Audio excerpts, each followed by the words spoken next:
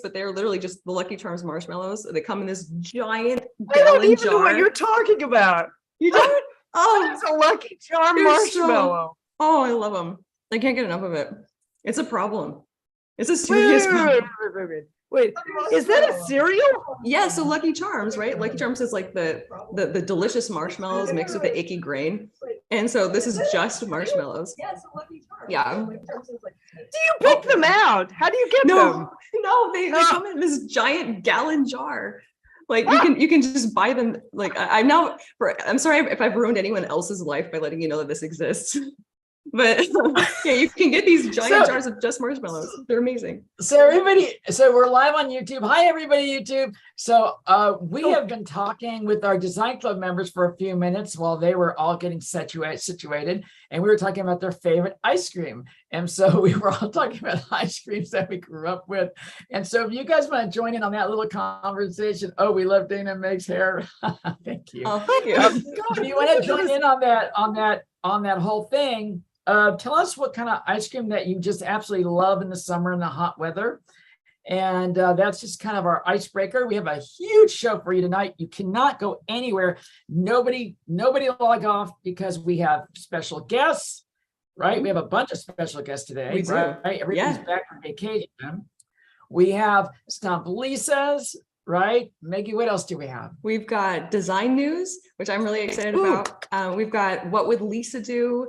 And of course, our Q&As. Absolutely. We've got lots of fun stuff today. Yeah.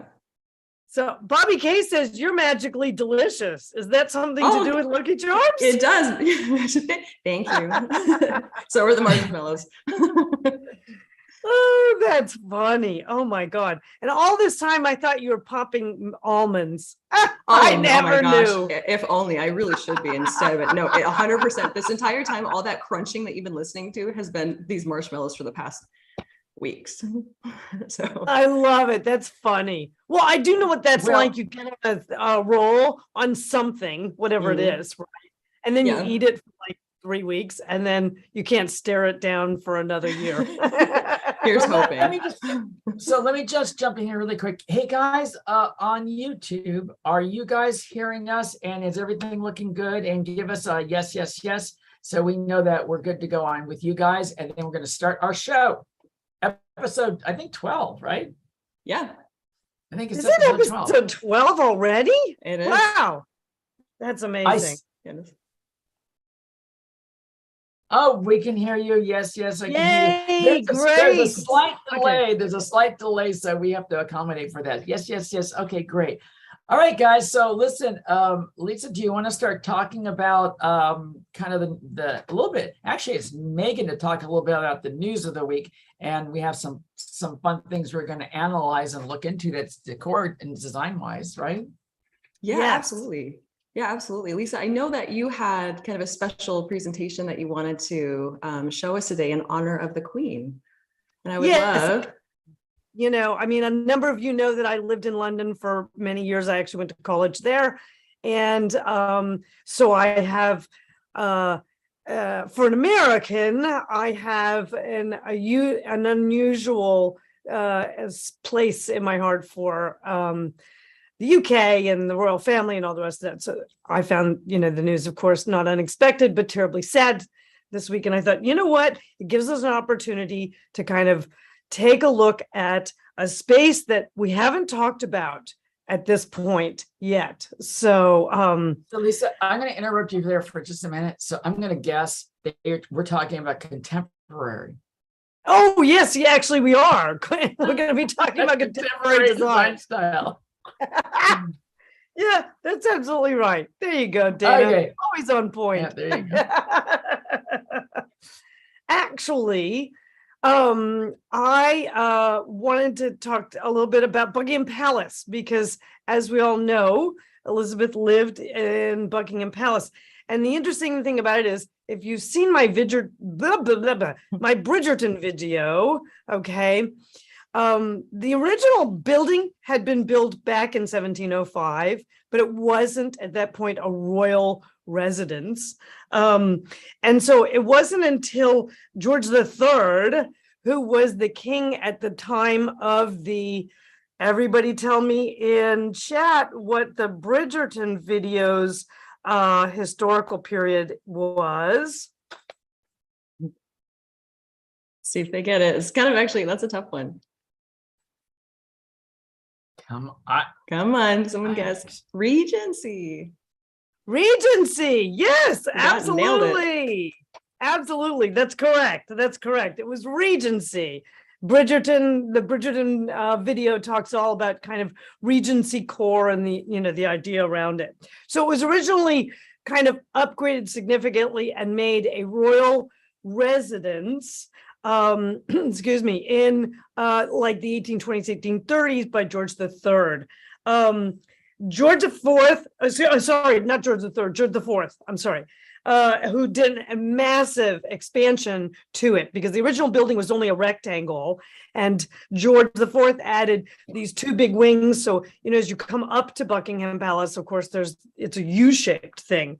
But really who kind of put it on the map and, put her stick down and said, or her scepter down and said, this is going to be it from here on out, it was Queen Victoria. And that was 1837.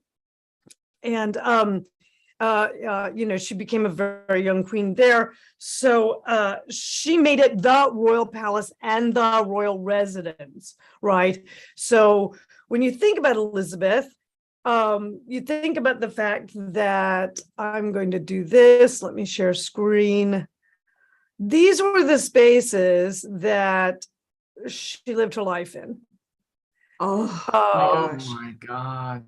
I know. It's that? astounding. It's astounding when you think about that. Megan, tell me what this room is again. I believe if I'm God. right, that is the called the White Drawing Room. And it is only for like very intimate meetings. I think also the space had a hidden door that the queen would enter, and then she'd meet like the prime minister. So it was only like very like exclusive meetings. But oh my gosh, this space is stunning. Lisa, the fabric on those chairs is that gold? Is that like gold thread? So no, it would actually be silk that is dyed gold. Okay. It may actually be, let me hit this a second. It may actually be embroidered right here with gold or silver thread. That's a common thing. But this color, that you see here in the area of the field around the damask, that's probably produced in silk, and the silk would have been dyed a royal gold to match all of this, gilt, etc., that, as we know, was extremely popular during the Regency period. But now, Lisa, you can imagine. Can I jump in here for a second? Amy is pointing out that she thinks that the rug is the right size. Yes. And you know what, Amy? It takes a royal budget to be able to afford these rugs. It's like one giant rug, huh? I wonder if it like covers the entire room. Yes. Oh my gosh. When you go through the rooms, you can see that they actually have they have both wall to wall in Buckingham, as well as these huge aubusons or area rugs that were woven for specific spaces, and so they were woven in custom sizes.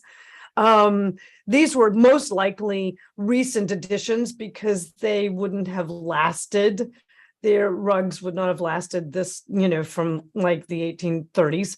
So they may have, replaced some of those over the years or something like that, but they would have replaced them in the exact same style, because that was one thing about Elizabeth was she was interested in upgrading the palace in terms of, adding telephones and technology and things like that when it was needed. But the role of royalty is actually to maintain the palace as it was, originally created, with the minimal amount of change as possible, because they don't really own it. It's sort of like the White House here in the US.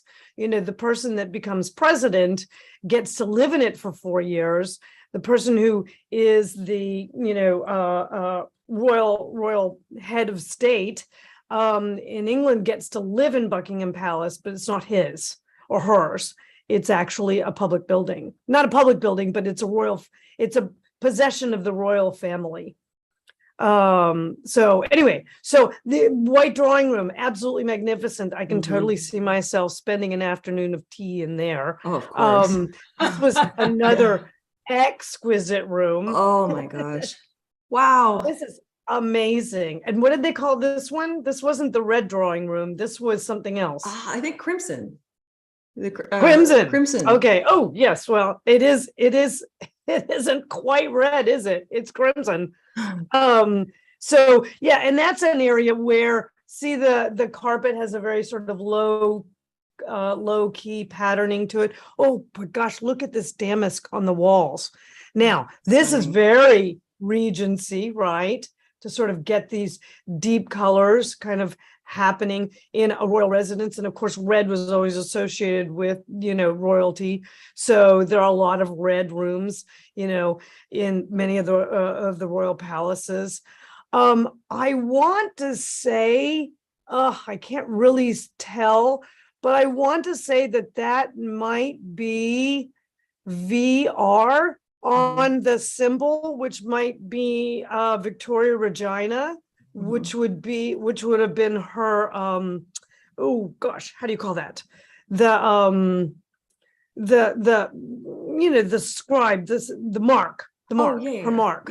Yeah, that might have been it. But look at this magnificent molding, right? And just kind of the incredible sort of, not particularly dainty, sort of molding. This feels almost a little bit like it might have been added later. Yes, Dana? I have a question for you. To me, when I look at that room, I'm not a fan of the color, but when I look at that room, the fireplace looks too small. It looks like it's underscaled for everything else around it. Well, here's the deal, is that the fireplace is probably a scale that is reasonably operable. In other words, we're no longer in a period where you need fireplaces to produce heat for an entire stone structure or an entire stone space. So the fireplaces shrank to a more human scale. It's probably 42, 48 inches high. But the problem is you've got 20-foot ceilings, right? So that's why you end up with all of this business only getting 2/3 up the wall, right? All the big mirrors and all the rest of it. But it gave them more room to do, more important decor and attention, because palaces, of course, are built to express the power and wealth of the royal family and of the nation, right? And so the more decorative and decorated and formal they are, the more they express this. You remember at this point when Victoria was queen, she ruled over the empire over which the sun never sank. Okay. And Elizabeth II, right, actually oversaw the shift from that empire to a series of commonwealths. So a lot of things happened while she was happening. But if you can imagine, it was all happening in these spaces. So it's just incredible to me. And then I wanted to show this little particularly exquisite little picture, because what's one of the hallmarks of the Regency style, guys? Throw it in the, you're staring right at it. Throw it in chat. Gold, yes, Jonathan, that's actually true. Oh yes, actually, Jonathan, you're probably right. The monarch is the ceremonial head of the Church of England, and yeah, that room did feel a chapel-like. Inlay, Lenora, very good. Okay, intricate ornamentation, yes, but what type of ornamentation? Nick, very good. Neoclassicism. Absolutely. Note the reeded. Oh gosh, let me annotate. That was good. Yes. Good job, Nick. Wow. Good job, Nick. Absolutely. Note the reeded column to this base, and note the kind of, Roman emperor decor that's happening down here. The band actually has, I can't tell if this is marquetry or if this is how do you call the painting, the painted on, but all of these have a very sort of early or revival of the Roman Empire, which is called neoclassics decor. And so the acanthus leaves around here, the studs that would have been on the fronts of chariots and the fronts of shields, the Roman shields, right? The Roman lion with the gold garlands in his mouth. This is all like straight out of Rome. How about this? How about like all the naked doobie guys fighting? Okay, that's definitely neoclassic. Okay, so very much a hallmark decorative directive of both the neoclassic period and of course the Regency period as well. So this table probably gets tea put on it every afternoon. I was just thinking that. I was like, I wouldn't even want to like sit at it or put it like a glass of water down on it, but like, I mean, it's exquisite. I can only imagine. I mean, it's got to be priceless. I mean, really, the amount of detail, and it's just gorgeous. Yes. Oh no, that's true. Absolutely. So oh my gosh. So all right.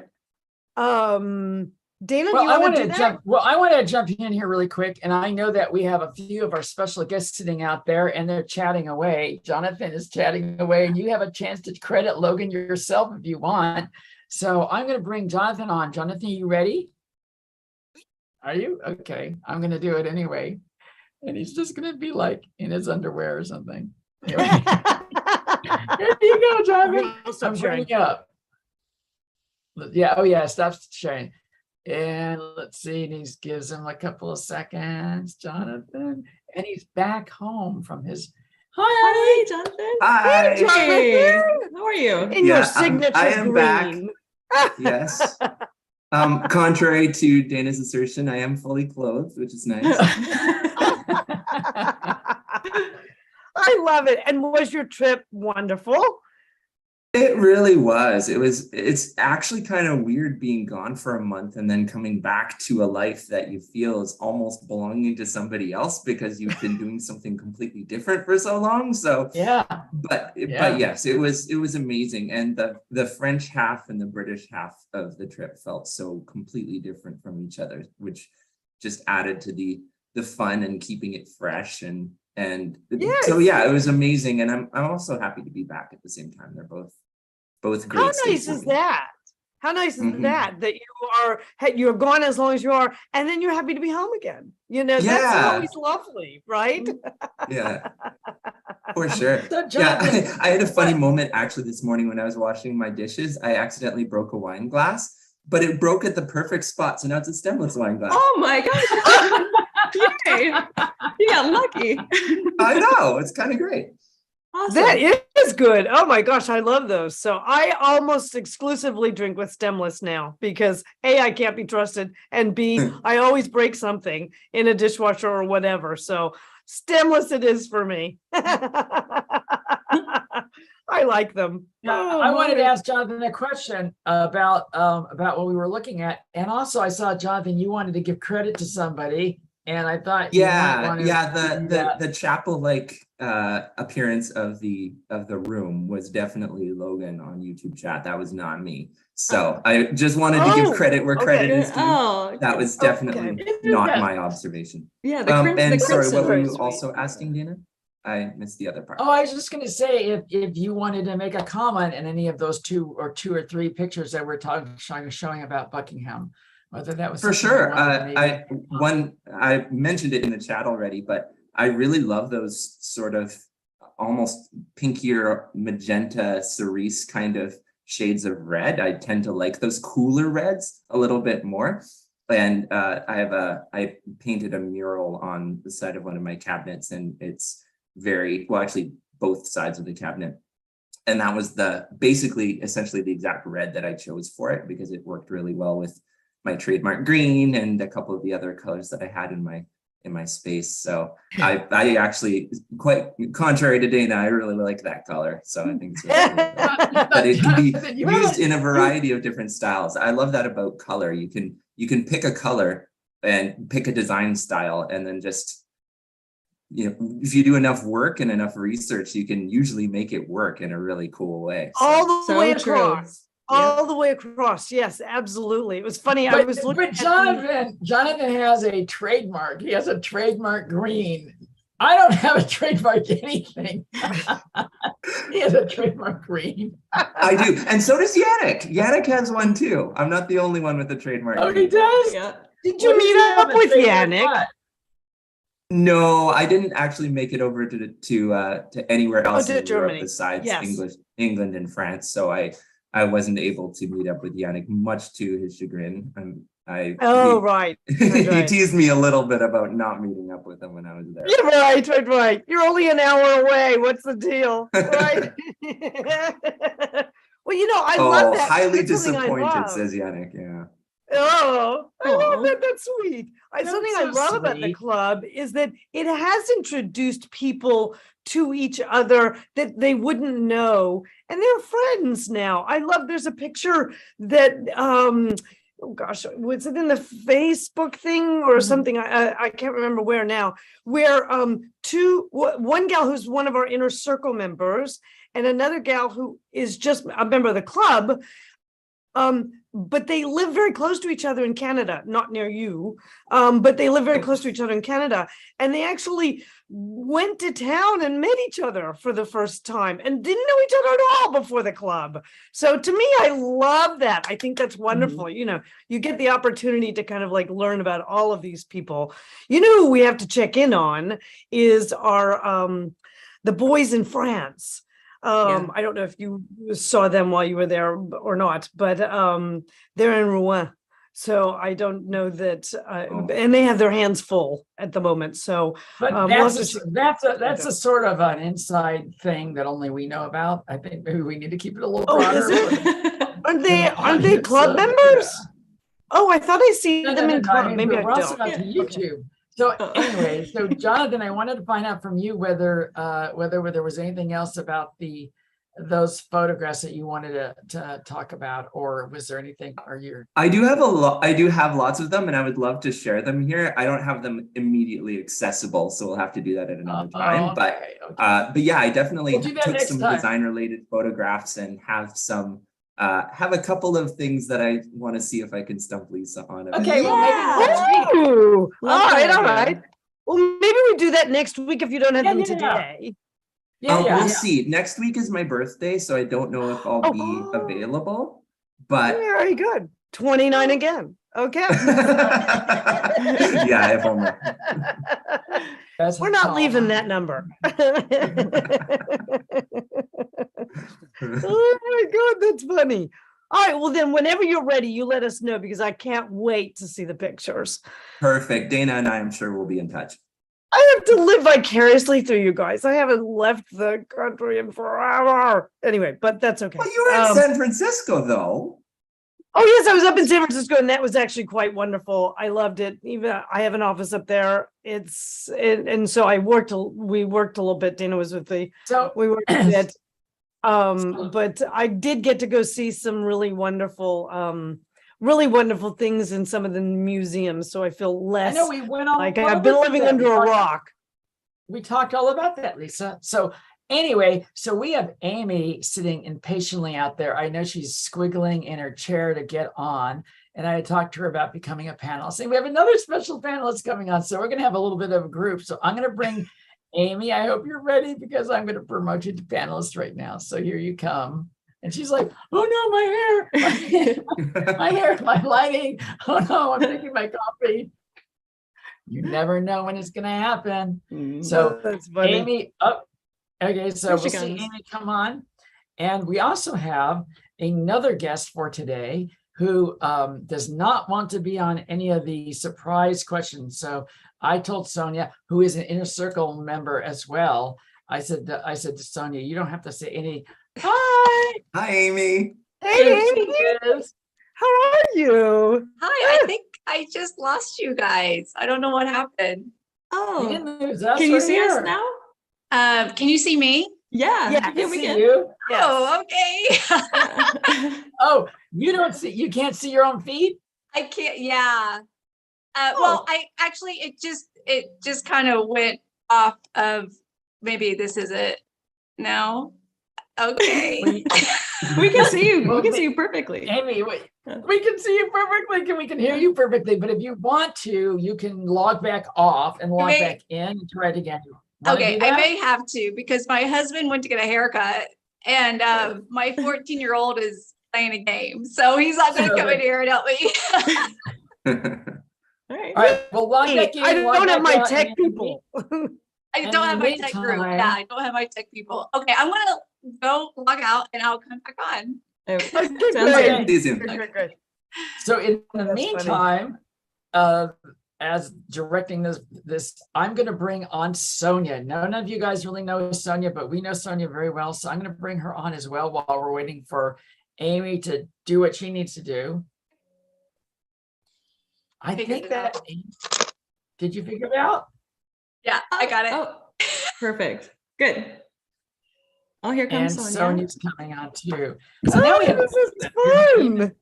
Hi, Sonia. Sonia. Hi, Sonia. Ciao, ciao, ciao. Look at And her. so- Oh my Oh. gosh. Froze. I- No. I Oh, oh there's- no, I'm having tech trouble too. Let me see. Can you see me? All right. Yeah, we can see you. fine. Yes. It's a beautiful day. Oh my goodness. Yeah, it looks I was going to say, gorgeous. wherever you are, Sonia, it looks amazing. Yes, for today only. It's been raining all week here in Puerto Rico, so it's a great day outside.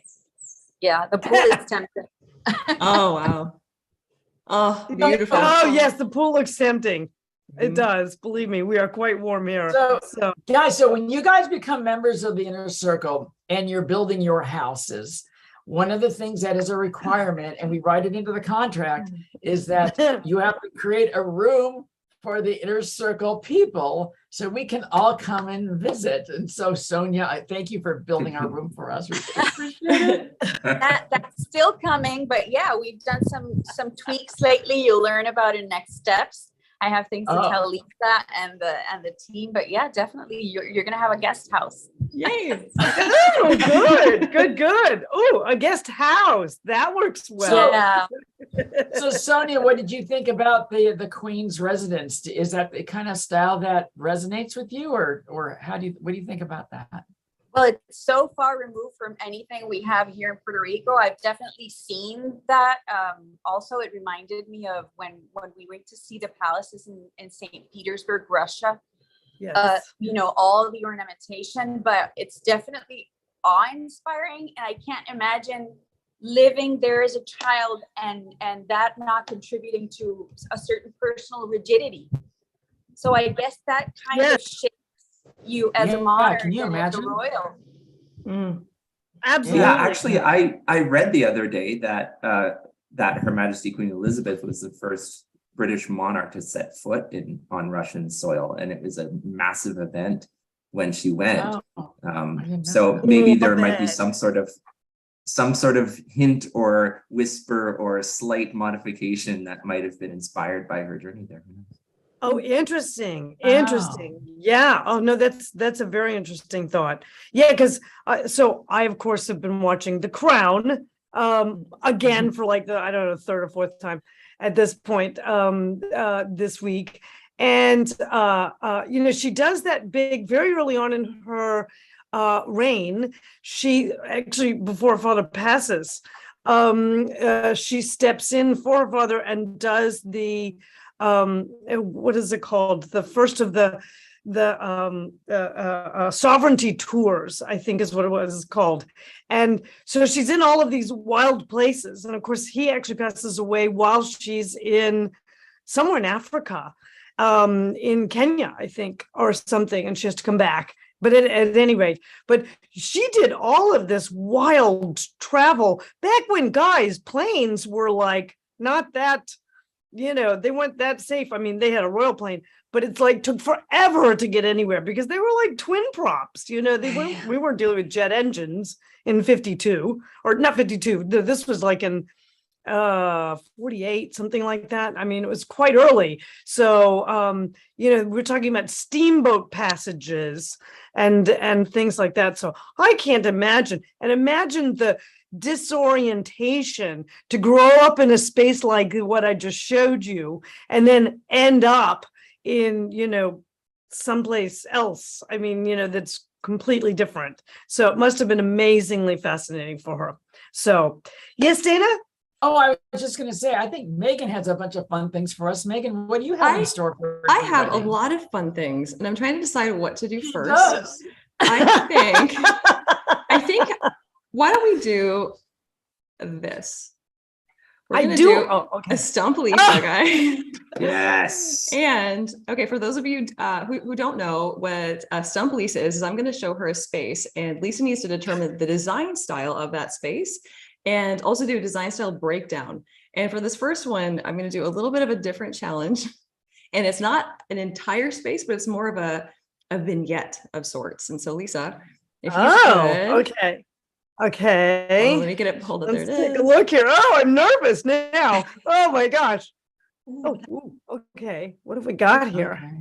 Let's do this. Oh, sorry. I need to squeeze some stuff around on my board so I can get a good look at that.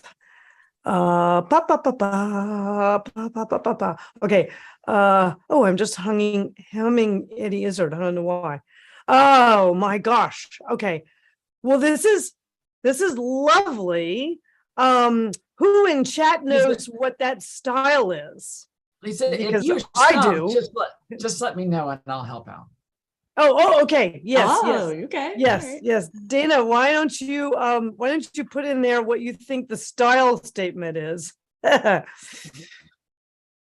Oh no. Lois is hovering. Yes. Okay. Hey, yeah, actually, yeah. Let everybody guess. Let everybody guess on YouTube and just see if what we get, and see if where we're okay. at. Wow, So we're kind of getting a transitional. broad guesses here. Yeah, mid-century modern empire, Hollywood Regency, design fan guess French contemporary. Yeah. Logan French contemporary. J May traditional plus contemporary ? Contemporary. These are great guesses, guys. These are great guesses. Yes. And what's funny is, Lisa, this not a clue, but just some detail here.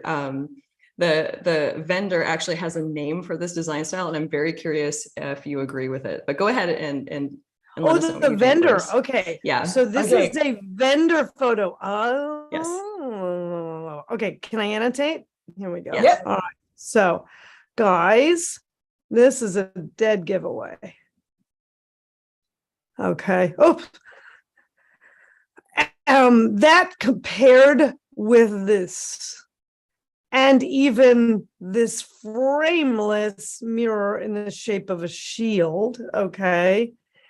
And then the relative modernity of this piece up against this, okay, sits this firmly in French contemporary, which is a subcategory of transitional. So, Nicole, yes, you guys got that. Did a lot Miriam? of people got that. Yes, she got that too. Yes. Valerie. Okay. So I wouldn't say, somebody asked if this was an MCM sideboard. Not quite, from the standpoint that mid-century modern would have a stronger splay. Ooh, that's really strong. But they would have a stronger splay to the leg, and it might actually kind of taper in a little bit to give you a slightly more different profile. So this is a contemporary piece, as this furniture piece, excuse me, is a contemporary piece, okay? As is the mirror is a transitional piece because the mirror has a shield shape. That mirror could be anything, okay? So it's very formal in its overall structure and shape, yet it's frameless. Ooh, that was never done with a traditional mirror.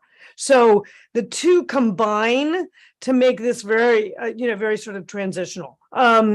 You have very sort of traditional, actually it looks like it's recessed, not molding, but actually, oh gosh, my brain's gone. But recessed applied molding and recessed decorative paneling, okay?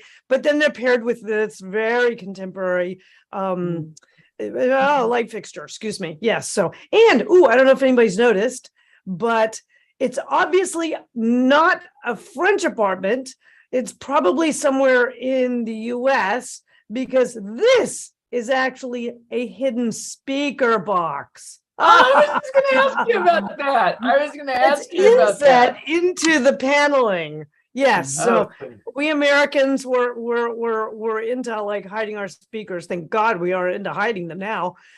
Anyway, so yes, French contemporary. What does the vendor call this? So the vendor called this organic modern. No. And that's why it's a stumbleisa right now, because I'm like, really? Okay, all right, well, maybe. No, if you wanted organic modern, you should have some moss growing out of a sphere or something. Thank you. Yes, exactly. Jonathan. Yes, and at you least, would never. right? There's absolutely nothing organic about classic French molding. Mm-mm. Organic is, it's non-rectilinear or man-made forms, right? As the name implies. So, yes. Well, when you're a vendor, you get to call it whatever you want, I guess. That was fun. Yeah, that's a good job. Wow. Yay, Well, I've got more, but we can save those. But I know we've got quite a few questions too. I was gonna say we have some questions that I know I really want to get to today. The first one actually I'm gonna hop to is actually just to it's from Kelly. Kelly sent in Kelly A, and I love it. She says, I took your advice and took your suggestion and painted all dark Benjamin Moore Hill Navy, her TV wall. I love it. And it helped me to realize I need a bit more of my personality in the room. Great. So she actually goes on to ask me some more information about a rug and, kind of those kinds of things. And Kelly, what I need to do to answer this for you, honey, is I need you to send me some pictures. Okay. So send me some pictures and we'll do that next week because I honestly can't wait to see the before and after. Hail Navy. Oh, such a good color, actually. Yes. Yes. Now, Shelley asked, let's see, Shelley says she's got an, she lives in a small apartment with the kitchen, dining, and living room areas all in one concept space. Great. That's fine. My style statement is transitional with a modern kitchen. Okay, great. All right. And so what she's asking, what she's asking for, what she's asking for is help with this table. And let me see if I can share that. Oh, I have a hot mess of a screen here. Let me put this back here. Sorry, guys. Coordination efforts. I know it's Sonia. for you. Sonia from Inner Circle's used to this. She's like, oh God, here goes Lisa. Okay, her table is apparently similar to this. She's got some sample chair ideas, and this is her flooring information. Apparently it's a light floor. Now, what you have not told me, Shelley, is kind of what's the rest of your palette, because you're asking me what stain you should do on the table. And quite frankly, this picture looks rather nice with this flooring, but it would be super helpful for me to know kind of your palette direction. And I don't think you've mentioned that in the email. So, table similar design to this, what color? You could take it any number of colors as long as it doesn't try and match the floor, okay? But that color would be referencing kind of what your style statement, and it would be tied in with your palette. And then the next thing is sample chair ideas that we're looking at. I would probably be leaning more towards the one with the legs, but it would be helpful to know the other pieces that you have in the room.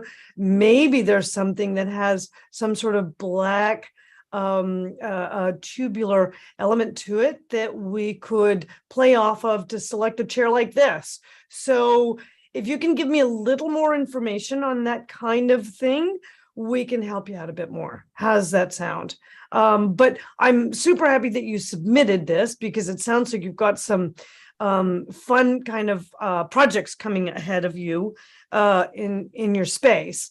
So send me a few more pictures and we'll get that going for you. I think that's a rather pretty chair. I don't know what I like about it, but there's something I like about it. It feels, the one on the left. This one? Oh, yes. Yeah, yes. It's very lightweight, and it also looks like it could probably be fairly affordable. I mean, I'm not saying it looks cheap. I just think it could be like maybe Crate and Barrel-ish or someplace like that. It does. Yeah. Yeah, no, it does. It looks very like it might be accessible, and it might really go well with some other pieces in the room. So, Shelley, you need to help flesh this out a little bit for us, so we can kind of go a little bit further. All right, so let me I was distracted by the YouTube chat for a little bit, but then as soon as you said black and tubular, I was like, oh wait, woo, what's happening? I love that. Oh my gosh. So yes, so I'm gonna have both Shelley and Kelly submit us some more pictures from that. But here's something fun I wanted to share with you guys is this was from a previous Q&A way back in January, if you can imagine. This is Roxanne, and if I'm correct, Roxanne, you're in either Salzburg or Stuttgart or someplace. I know it's Europe, but I'm not quite sure which of the European companies. I feel like it's Northern Europe. Anyway, so she had a problem room, let's put it that way. And she was trying to see if she could get some help with it. Here's the second picture of the second space where she had the piano right in front of the window. And you can see what's she doing here, guys. What's happening right there? Rule of three. Looks like the rule of about 10 there. That's a little bit more than a rule of three. But oftentimes the rule of three step starts here, right? But you want to always narrow it down to three. Anyway, all right. So then what's happened is she has now sent me some after pictures. And what she did was I had suggested that she actually do some applied molding, because I felt that the application of color was going to make the space feel a little bit narrow and perhaps a little bit like an elevator shaft, because it's long, right? And narrow, long and narrow on the sides, and then of course it goes up to the second floor, kind of like many townhomes do, in the UK and different places. So, and Roxanne, if you're on, please reply to us and let us know where you live, because that would be fun for all of us to live. But look how beautiful her applied molding is. I don't know if Annette's on today, but isn't that beautiful? How she applied that molding? It just really looks great. Look at this space. So she's really, oh my gosh, how rich did that turn out, right? Yes. Very nice. And how transitional is this space? She has this lovely sort of little wall covering right on this little feature wall right here that leads into a beautiful sort of white and black contemporary space. I love how the wood goes sideways, which was a very common detail in let's see, 18th and 19th century structures. And so this is starting to feel very sort of French provincial and, you know, kind of, French provincial, French contemporary. And then how about this fabulous space with this wonderful little fireplace with the little blue Delft. Oh gosh, can you guys see that? The little blue Delft tiles on the inside. Oh, I hope Sarah Can I from ask Inner you a Circle question? is watching. Yes? Can I ask you a question? What color did she go with? I can't really tell. No, I don't know, but it's like one of the Benjamin Moore kind of like mid neutral It tones. looks ivory-ish to me. Yes, Yeah, it is kinda kind of like creamy. an eggshell or Yeah. an ivory. Isn't that yummy? Mhm. I Mhm. love it. I love it. Very. I love it. It's Mhm. amazing what a difference a molding makes. I mean, it just like it just elevates the space, and it's really kind of a simple thing, you know, in terms of application. But I mean, what a difference! I mean, just Honestly, wonderful guys, job. If you have a handyman person that you know, you can actually do it. It's very inexpensive.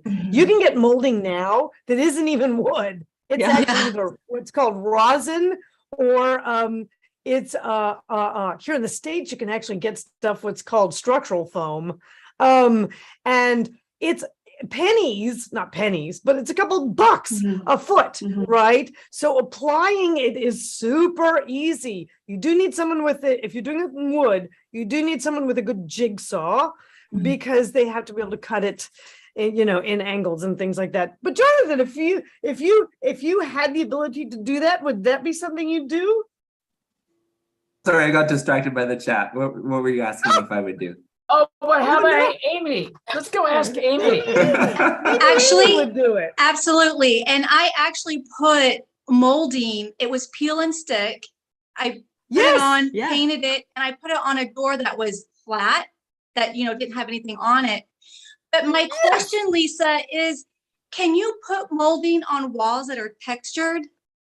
Or would that not go well? Yes, it doesn't look quite as finished as Roxanne's does, only because she has, you know, in Europe, it's much more common to find smooth plaster walls than here in the States. Right. So it looks a little bit more finished that way. But if you have what I'm going to call, you know, the low orange peel, yes, no problem. You can still do it. Make sure you're working with flat paint. Yes, that's super important. I just painted the house in timid white, Benjamin Moore matte. Ooh. It was matte. And it's it's like painting with melted butter, first of all. And it's so velvety. I just can't stop looking at my walls. I mean, it's just timid white. There's nothing fun and sexy about it. It's beige and white, you know, but oh my Are you kidding? How sexy and wonderful is that? It really is. It really is. I'm not gonna lie. It is. I'm loving it. You know what? And you said something very, very interesting, which is you used the term velvety. And I have to say, you know, you guys and YouTube has heard me talk about this for years, but the reality of it is, if you have a really good paint vendor, and Benjamin Moore is actually my favorite here in the US, but you know, you've got Farrow and Ball in the UK, you've got lots of different vendors, you know, throughout the globe that are really high quality. When you use their mat, what is different about spending just a little bit more for paint that's really good quality is that when you use their mat, you see it. It goes on in 2 coats, it's flat, and that velvety sort of almost deep, you can almost fall into it, regardless of the color. It doesn't have to be dark. You can always fall into it. You want to feel it. So it just Lisa, rubbing your walls. So Lisa and our team was doing a hotel called, Hotel Yountville that is in Napa Valley. And it was basically a giant square. It was a ballroom. And this is the first time I saw you do this. And I am going to share with you the end, and you can talk to them about what you did. What is this? Can you see it? Ooh. Wow. I like it. Oh, yes. Oh, this is a perfect example. Oh my gosh. Oh yeah, it's a little tough to tell. Okay, but yes, it actually is a ballroom. All right, guys. Oh, can I beautiful. Annotate, annotate? yeah. Yeah, can Yes, you see it? I okay. made it a little bit bigger for everybody. Thank you. Wow. Yes. Okay. So ballrooms traditionally like super boring spaces, right? Because they have to be flexible. You know, you have to install these huge kind of movable walls that they divide up and stuff. Oh, it's a pain in the butt. But and it always looks super vanilla, right? But what we did with this room, This was so a boring it's just a square. huge rectangle that has to be dividable, right? So anyway, so what we did was not only did I create some patterning in the carpet, so it sort of delineates, and I did some really fun stuff with the ceiling details, but the applied molding, oh my God, I went crazy. Oh, it's stunning. It looks so good. It really Wow. does. Can Yes. you annotate and show them what you're talking about? Aren't I annotating? I don't No. see Oh, anything. view options. Oh, hang on. There we go. Okay. Oh, sorry. Oh, here we go. Oh, annotate. View options. Annotate. Hang on. Boom. Actually, All right. the Let me do palette this. is just stunning. The color choices there are really, really Well, the lovely. palette was very specific. It was But I needed restricted, it but to it's be- gorgeous. Yeah, I needed it to be a warm white. And it actually didn't end up being Swiss coffee. It ended up being something else anyway. I don't know why I'm drawing, but it's going away. I don't know what that is. It's just anyway, it's a timeless look. I mean, this you could use this room for decades. Yeah. And it will still That be was in style. yeah, no, that was the deal. Are you seeing any of my annotations? No, None. we're not.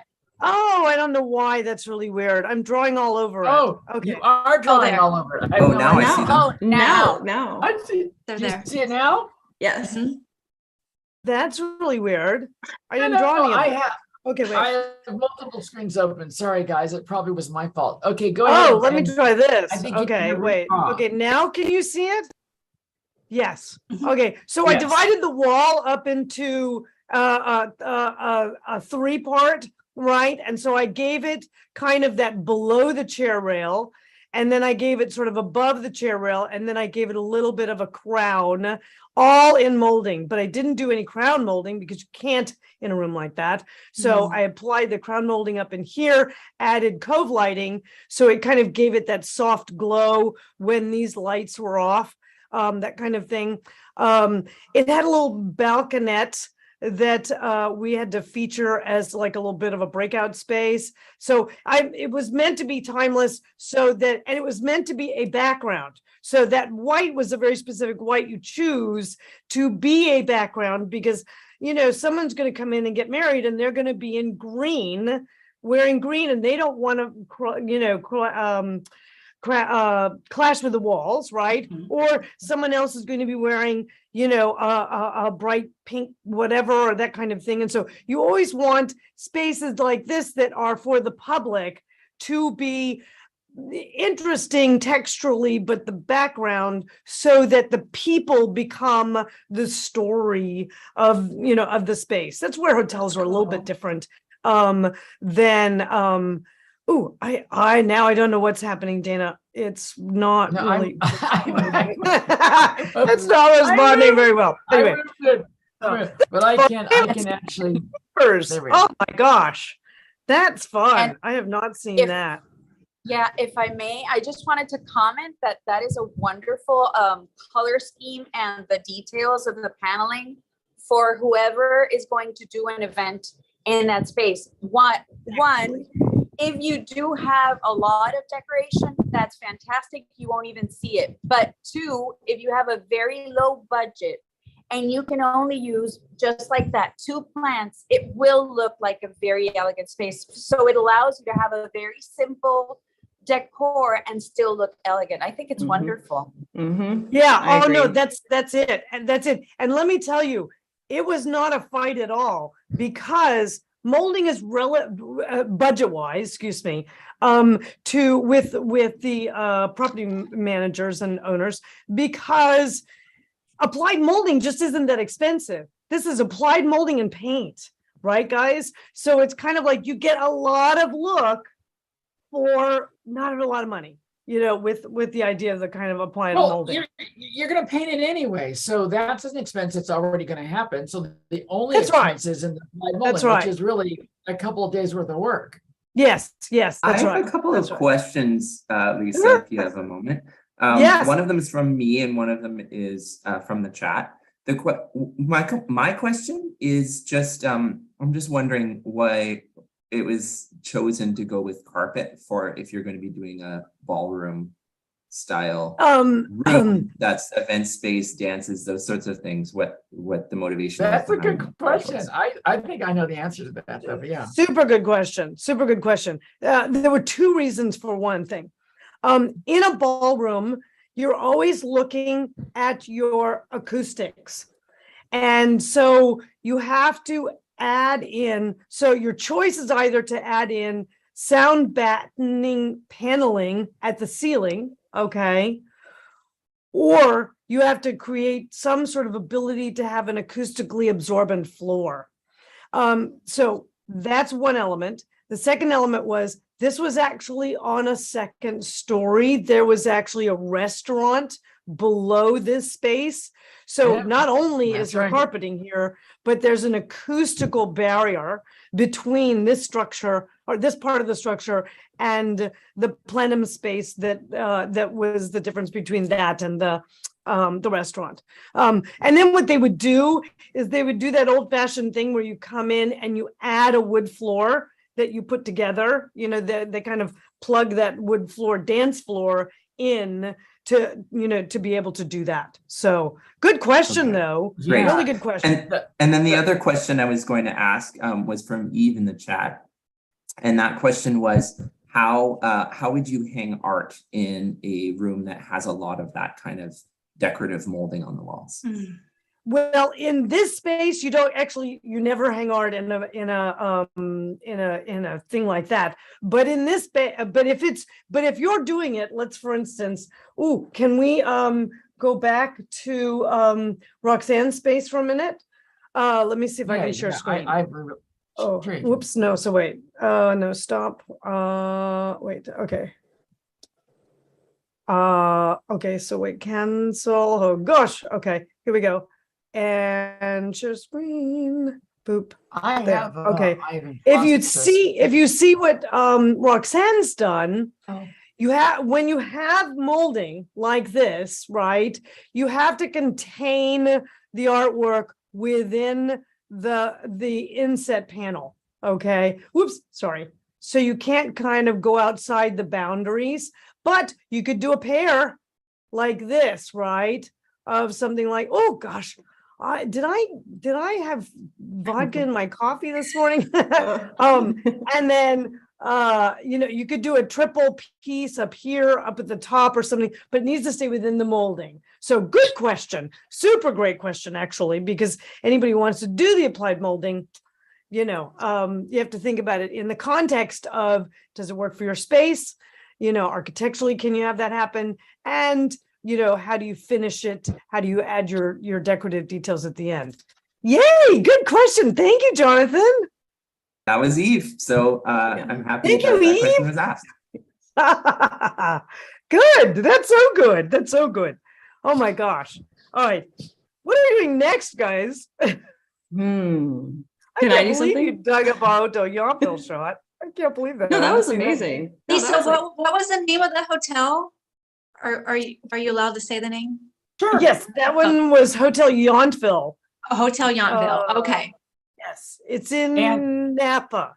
Yes. Yeah, it's actually in the middle of Napa in Yountville. So it won like the hot list. It was #1 hotel and blah blah blah. And it won a number of awards. Yes.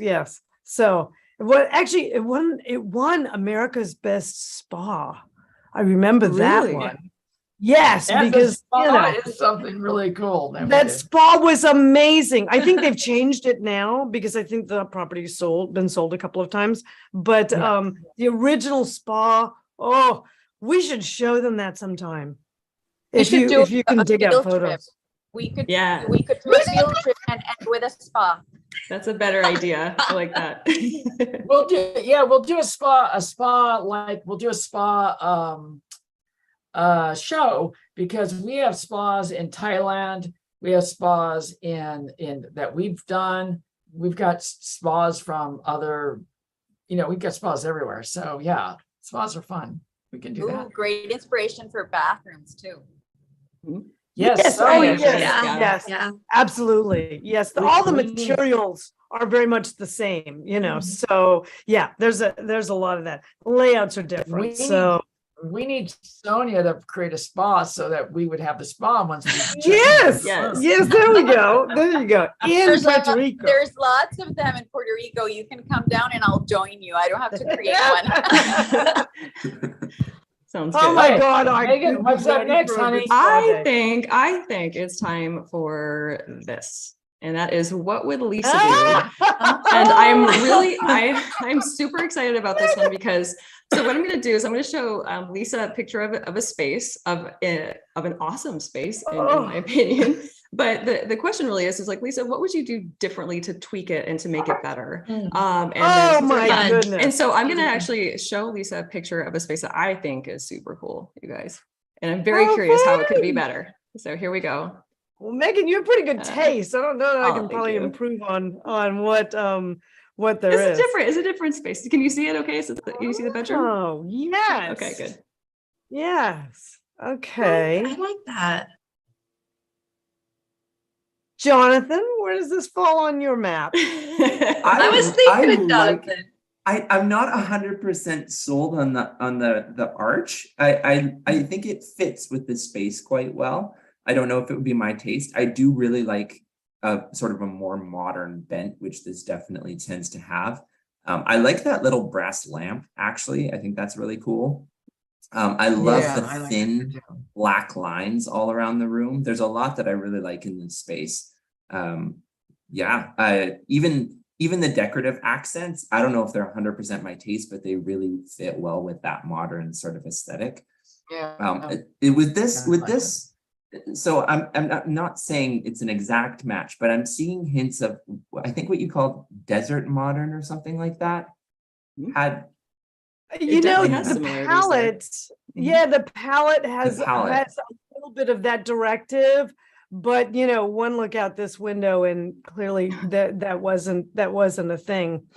I actually like the idea. I like the idea of where they've gone. If I'm going to pick, what would I change? First thing I would change, area rug. Give it a little bit more gas, people. What, you swing out and your feet land right here. Right. Who the hell cares if your carpet is at the end of your bed? Yeah, it's great when you're taking your shoes off here at the end of your bed, but you don't sleep with your shoes on. And so, hello, carpet. So to me, I would vastly change that carpet. What they did do well about that carpet is that the tonal quality matches the floor. So that's fantastic. I actually like the space a lot. I have one other thing that I think I don't love. It looks to me like there might be a peaked ceiling here. And this is a little distracting because I'm with Jonathan. I do like a bit of black, but the feature is really the bed, right? And then they've kind of echoed it a little bit in this secondary smaller element, which is the chair. Fine, you're good there because you have black windows, guys. So don't distract by adding another black bar, which is too low, by the way. This should definitely be up higher, okay? And I probably would have done that in a natural wood to sort of just bring that little bit of this natural wood element up just a hair, because God knows you don't need another black line, right? Because you got the windows, you've got all of this happening, you've got all of that happening. You have this very strong black shape there. You did it. You played on it. So, and what the hell? What is going on with this view? And if that was my window, I would have put a plant out there. I don't want to see this crappy old tongue and groove fence out there. That is so easy. That is $25 and 2 cheap plants with some irrigation. Thank you very much. Or you can even, if you don't have the room, put an espalier on that fence. You don't want to see that. It's either that or it's been photoshopped in, one or the other.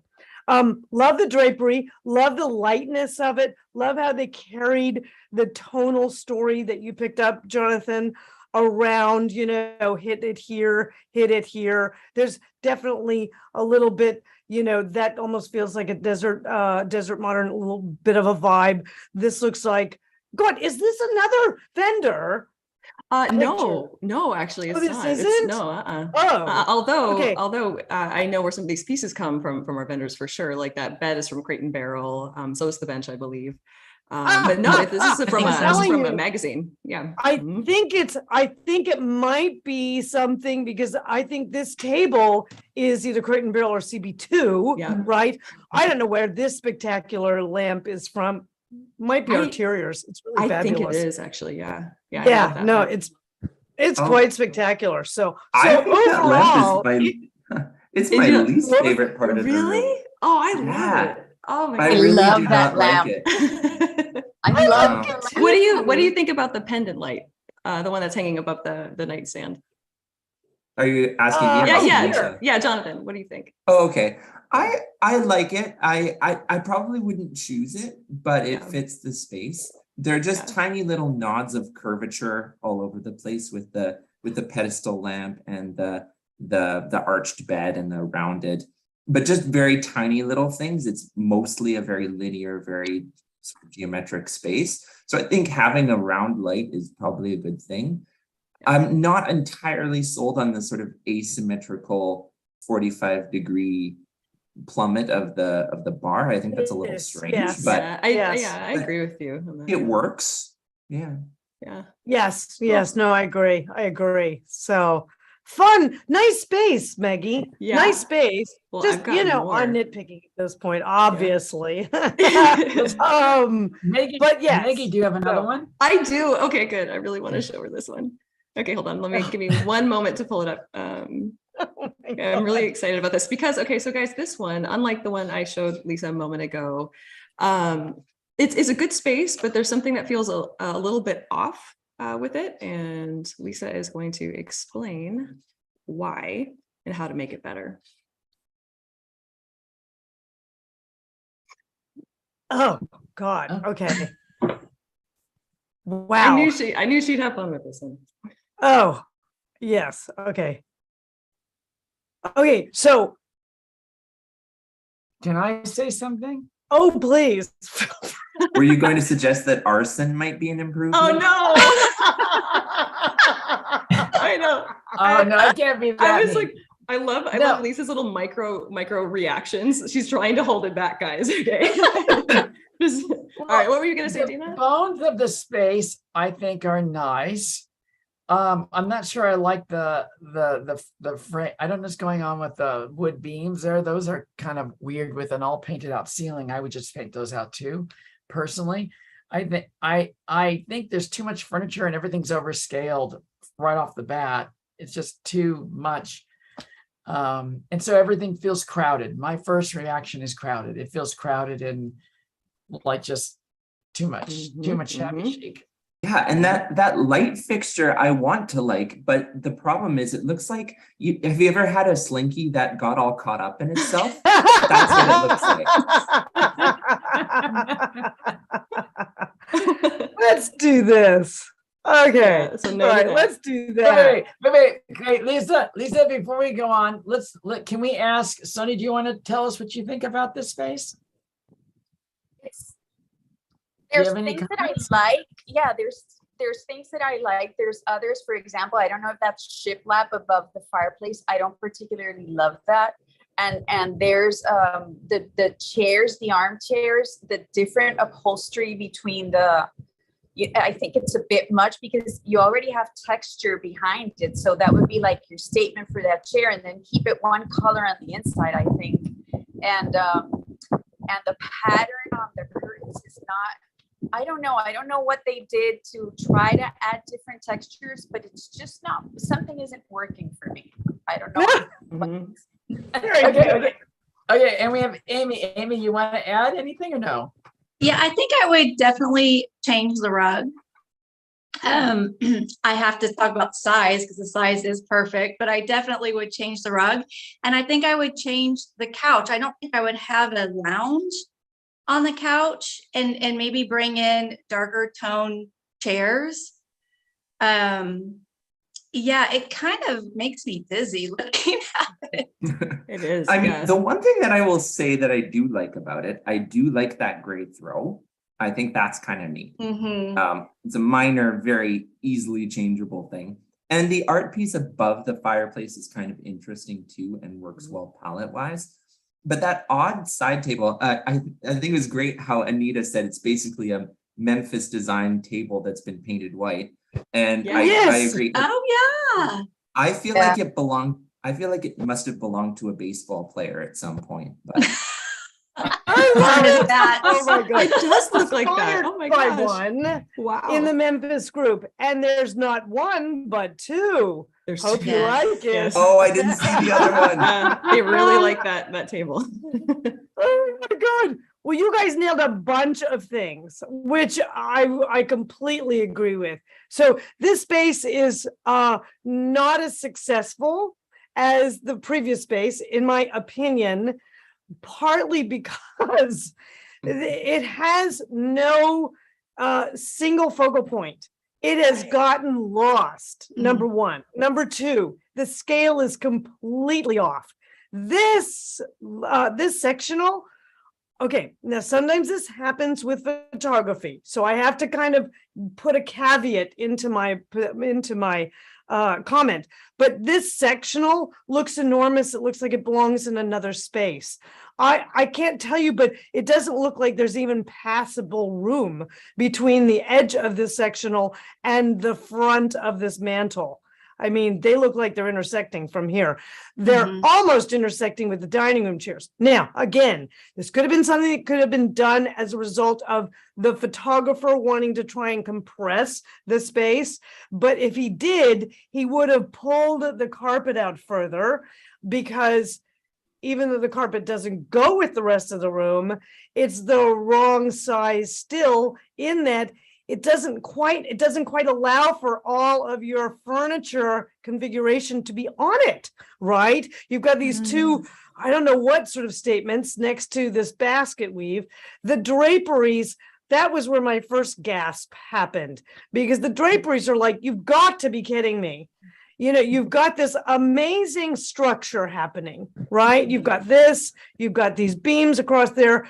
Dana pointed that out. Why the heck are these painted brown? You don't need that structure accentuation. You don't need to lift your eye up to 4 stopped dark brown points. They don't like tie in with the floor, and they don't even read structurally. Right. That's the problem with it. If it was all the way across brown, it would read structure, and then it makes sense. But you're trying to make something read like structure, but you're only showing part of it, and the rest of it you're painting. That's wrong on so many levels. It does look like it has some good bones, right? But you never accentuate the dropped the drop line of the ceiling with a super strong drapery. Oh my gosh, that's like making a room feel like it's made for midgets, and there's the space in the middle for people that are taller. That's the first mistake that you make. This needs to blend all the way up and across. You know, I'm not a super big fan of shiplap forever. But you know, it's like, it's okay, but it doesn't work with this, because this has a very sort of contemporary but kind of Gothic curve to it. So it's kind of like, what are you saying with all of this? The surround of the fireplace actually stays clean, but yet they've done it with a chevron brick back to it. So I'm more than a little confused with the statements here. Yes, you're right. You have like something that looks a little bit like something that was a Memphis piece that got painted white. You have overscaled furniture. The carpet's too small and the wrong pattern. The color statements I can't figure out because I don't know what's happening here, but somebody was easily into some sort of designer pattern. And then this, which you pointed out, which I absolutely love the detail of, but hate it here because, again, it doesn't work with anything else. There's no repetition of it anywhere. It just, there's a lot here. And this is wrong on many levels: scale, color, style, and doesn't look like it normally sits over the fireplace. It looks like it's hanging kind of like free in space. They may have just suspended this for a photograph. I have no idea. Maybe. But at least lots nice. wrong. I'm Sorry, going that back left with me my baseball breathless. theory. I honestly think it was a baseball player's place because you have the tables made out of bats, you have the vase in the center, which is clearly a baseball, and then you have the two chairs that look like gloves. They do. That's so true. Yeah, well, I mean, maybe I was going to say, Lisa, I wanted to ask you about this. These legs, doesn't this feel like wicker kind of outdoor furniture? Is that cane? Well, it's Or just is that wood? rattan. So It's- it could go outside or not. Usually a But rattan it piece. feels weird to be in indoor space, and Well, I it's just- tied together with this rattan piece, right? Now, Which is I have clearly another not question for you. meant for outdoors. I have So, another but yeah, question no, for you. there's not a lot that's working here. There's not a So, lot that's my working question here. is that would you have painted this wall darker to accommodate for the inset television? Oh my gosh, I didn't even get to that. Oh, yeah, no, I don't know what that is. No. In this situation, you want to sort of, there's so much I would change here. That's just not. But you may be right, guys. Maybe this is a baseball player's place. And you can there's no telling for the vagaries of the client's preferences. If it was a baseball player's place, you would see more like memorabilia and stuff. I mean, it just has a lot of, yeah. I wish you could have at that space, Lisa. I would love to see an after. I mean, it has such potential. I would right? love to too, because the bones are great. Yeah, they really are. I would rip it up. Tear it up, Lisa. I hope there's a that lot was of not light an Art in that Digest space. project. Yeah, there's a lot of On light the in that front. space. The French doors are lovely. It has potential, but it was Yes, just it does. It does. The The structure bones are actually great. has a lot going. The for bones it, are great. so- But I it think the just bones needed are to great. calm crazy At down. least the TV was not on top of the fireplace. That's one positive. That was That one is right. constellation there. Yes. yes. Got something going. Well, for also it. they inset the TV, which was nice. You don't see that often. They made an attempt to push the TV Yeah. flush with the wall, which was nice. That was a nice move. Yeah, Yes, I find that's usually a temporary thing, but yeah, sometimes it can actually help. Now, do we have time for some more Q&As? Because I have some more questions Yes. that have popped up. Oh, let's see. Okay. Oh, so this is from Megan. Say hello. Let me see if you can guess which inner circle person this is. Oh, I know who this is. I know who this is. Is it? Should I guess? Yes, guess. Is this Elizabeth? Yes. Yes. Okay. Yes, I yes, knew it. was her. Yep, I know her style. Yep, very cool. Yes. I knew it was- Welcome, I knew the hell of it. Elizabeth. Yes, that's right. That's right. Welcome, Elizabeth. So, guys, Elizabeth lives in Stockholm, and she has this exquisite, very contemporary home that has, like, I don't know, 30-foot ceilings. Her home. It's a penthouse up on a taller building, and it's got some complications with ceilings that high. And so we've tried to kind of like help her work through some things. But I got to tell you, Elizabeth, you would benefit from Next Step program. So we gotta talk to you a little bit more about that. But today I'm going to give you a quick answer on this one, which is she's thinking of adding some wood to her ceiling in her very long central hallway. This is the floor plan of her space. And she's adding some wood and of sample B and sample A. You want sample B, okay? Because sample A is going to make this corridor ceiling feel like a bowling alley. And I'm just not sure that that's the direction you're heading, unless you changed a bit from inner circle. So, well, Lisa, the difference is the way in which the slats are running, right? Either long. That's ways correct. Yes. Oh, sorry. Yes. Let me go back again. So slats across, right, in sample B, or slats with sample A. And yeah, that's why in a corridor this long and that high, it's really going to feel very, very much longer if you do that. So I would definitely cut across like that. Oh, and please let us know if you're going to do the mural wall covering, because I loved that solution. Yeah, absolutely. And I don't know if you've implemented that or not. So I actually think that that's a really pretty ceiling detail. I want to ask you a question, Lisa. Is that have to be installed board by board, or is it something that it's installed as a total thing? These days, it used to be board by board, but these days you can buy panels that you just rip down to the size you need, and then it'll probably be like 30 inches wide, 27 inches wide, 24 inches wide, something like that. And then you just attach the panels all together at the distance, the same distance across. So it's like a wood mosaic from that standpoint. It's a great solution for her. If people don't know, she's in Scandinavia, and her architecture, she's got really, really high ceilings. She's on a penthouse. And yes, super contemporary. Yes, very, very contemporary. So she's trying to warm it up and warm up the space. That's perfect. Yeah, that's why she went into Inner Circle, actually, was she had this really lovely space, but it really wasn't working for her from the standpoint that she had such high ceilings that she had such high ceilings that everything, she said she felt like she was living a little bit in a warehouse. I don't know if she's on today. Probably not, because it's midnight. She is. Yeah, She is? Yeah. She actually asked a follow-up question on the chat. What did she ask? Elizabeth, where are you?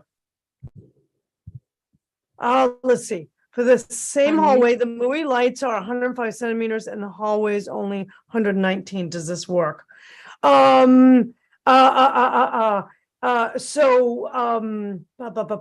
Elizabeth, you want to do in that hallway, you want to do a series of the MUI lights.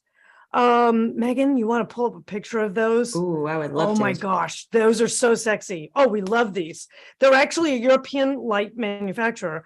And they're not super expensive, and they come in all these different sizes, and they look literally like glowing orbs of light. Oh, they're so fabulous. And 105 is probably the biggest you would want, darling. But I would probably get a cluster that are either 3 or 5 running down that hallway that you'll hang at different heights that are different colors, just like that. Wow. Yes. Aren't they fabulous, you guys? Oh, they're so beautiful. They And come in actually, black too.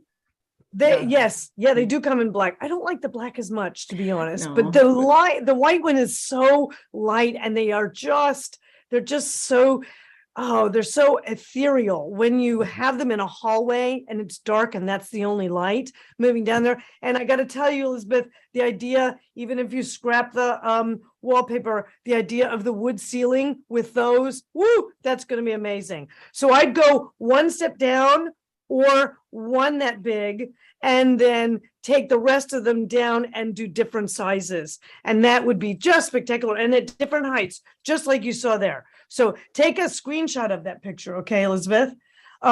Lenora wants to know, those are MUI lights. Yeah. They're from the manufacturer. I forget the name of the actual light, but they're from the manufacturer Mooi and spelled Mooi, I think, right? Yep, And that's you right. can get them all over Canada, UK. You can get them everywhere because they're a European brand.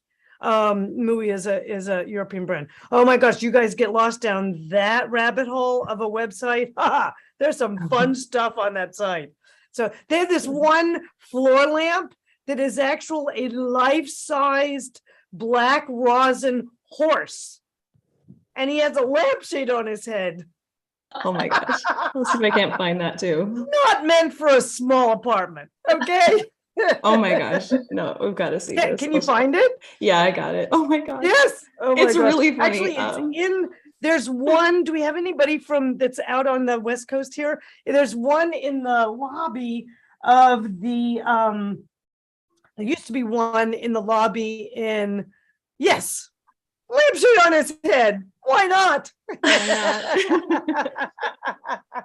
That's so funny. And that doesn't even really give you the scale. No, it's the huge. Scale is life size. Life size. It's Yeah. about a Oh my gosh. 14 hand on that Yeah. horse. Um, Oh, yeah, there used Lisa- to be one in the what's Dana, what was that hotel that was in Los Angeles that we were going to do at one point? Starts with the S and A or something like that. I can't remember anyway. Is There's one that in an there. LED bulb? Probably. Yes, it looks quite golden, doesn't it? Yes. So- Oh my gosh. Well, I have one more really that remember. I've got. I have one more question. Oh no, I have two more Yes. questions. So let me know when we can work Okay. those in. Yeah, we have Right now. actually a question in chat here that Lisa, we'd love to have you answer. And then also if anyone in chat, maybe they can help out as well. So Cindy asks, what do you think about black countertops? Half the people say maintenance is a nightmare, half say it's not. So guys in chat, if you have had black countertops, you currently have them, share your opinion. I have black countertops and I'm going to go with the nightmare side of things. So that's my vote. What do you think, How Lisa? interesting, because I have black countertops as well, Megan. Really? And I think I'm actually of the opposite opinion because my island has a black countertop and the periphery, the main counters are sort of a coffee color, coffee with cream. And it's the coffee with cream kind of countertops are an absolute nightmare because you never know if they're dirty until you see them under a particular light. Whereas the black ones, you know immediately that it's dirty and you can just clean it and it's fine. So what's the material? What's your material of the I'm not actually sure what kind of stone the coffee cream ones are. The black ones I covered myself because it was originally white, and it with the white and the rest of the decor in my place, which is very, very sort of transitional show home kind of thing, which is not my style at all. I wanted to make it look a little bit different, so I covered that myself. But yeah, I don't know what kind of stone it is, but it's a polished stone. Oh, okay, It looks okay. kind of granite-like, but it's not. I don't think it's That I granite. imagine would be easier. My countertops are actually made of something kind of unusual. It's called paper stone, and I don't know if you guys have heard of that, but it's a very like eco-friendly option, which is awesome. Yeah. The challenge, I'm challenged, they're matte. I'm challenged by, like, if I, let's say, set down a glass of water, the ring is there for until I have to like wipe it away or whatever, and like yeah, so it kind of like it shows like every little thing, you know, so that's where I'm challenged with it, but maybe that's more of a material issue than color. I also have a black island, Jonathan, that, Oh. well, when we bought the house, all countertops were black and cabinets were white. And so I thought, oh, this might be kind of fun. My last kitchen was the typical navy blue, gold, and alabaster white. And so I was kind of excited to have a black countertop. The other countertops are white with a golden white marble backsplash. So I'm kind of excited to see how it all comes together and turns out. But I know in past videos that I watched of you, Lisa, I'm kind of nervous about the Black Island. So that might be, I'm going to do more projects in the spring. And that might be one of the projects I definitely joining Inner Circle this time around. But I'm going to see. So I'm glad to hear, Jonathan, that you find the black tops easy to clean. But on the other hand, I have Lisa on this shoulder, like, don't do much. Oh, by the way, It's okay. I'm used to disagreeing with Lisa. It's okay. Yeah, well, John, yeah, well, that's what we. Yannick says in the comments, pro tip from my side, get a boyfriend who loves to clean. Oh my gosh. My Yes. next life. My next life. So here's the deal, guys. It does depend a great deal on, there's been a rise in kind of the popularity lately of the dark kitchen, right? And they're great. I'm not a big fan of them from the standpoint that kitchens, in my opinion, no, not in my opinion. Kitchens are task areas, okay? You have to actually use knives, see what you're doing, not poison people. It's kind of an important space to sort of be able to function. So for me, function trumps, oh, sorry, I shouldn't use that word. Function beats out the idea of what is my final thing. Just like, we were having a long discussion with people in Inner Circle yesterday about black stoves. And I said, the reality of it is you want to always get a stainless steel stove because there's just a functionality aspect to it to make it keep it clean. A black stove, not clean, not easily cleaned because there's just grease and stuff everywhere. Anyway, but let me get back to this, which is that the countertop as the material makes a difference. Like, for instance, I heard somebody say that they have Cambrian black, okay, which is a quartz copy of black granite.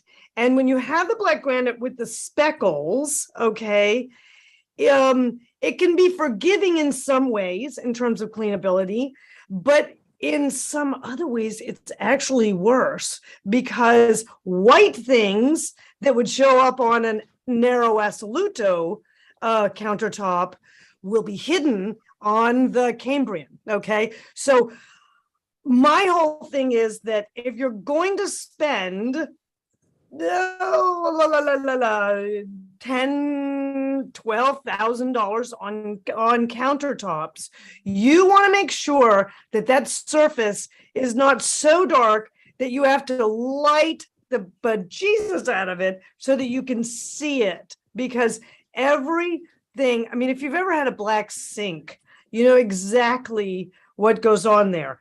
Polished finishes in particular, but matte too. You set down a drink, the condensation creates a ring. You don't wipe up a little bit of water. You have hard water in your space, and all of a sudden you have a white dot on there that you've got to go clean off, right? So, it's a constant thing. And if you're using any spices that are dark, anything along those lines, you almost have to run your hand along the surface to see whether or not it's dirty. Mm-hmm. And so the whole issue there is, do you really want to spend that much money and have to have that much maintenance built in to that situation? So now here's where I'm going to tell you, Amy, that we may change it out if you come into Inner Circle. We may not, but it'll depend. A lot of times if the island is black, like Jonathan and Amy both have, that may not be where you're doing a lot of your task working. If your island is merely a serving surface as such, or where you're tossing a salad and then you're serving it, or people can eat at it, sometimes it's not as bad to have a super dark surface there. It just really depends on whether or not the design statement can be made to make it work, A, and B, you want to spend that much of your life making sure, running your hands along it all the time, that it's clean, because that's literally it. It's like the lighter the countertop, the more you can see food soiling, the less you can see water staining, and the more you can see, believe it or not, things like mold.